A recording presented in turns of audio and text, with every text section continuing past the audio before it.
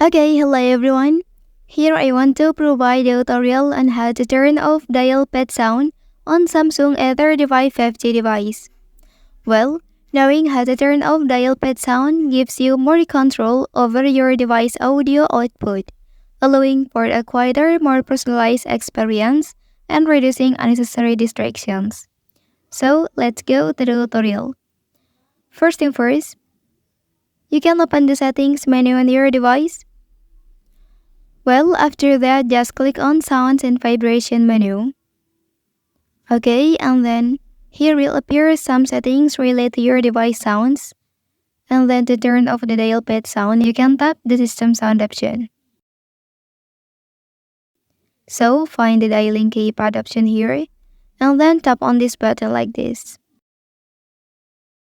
So, the dialpad sound on your device is successfully turned off.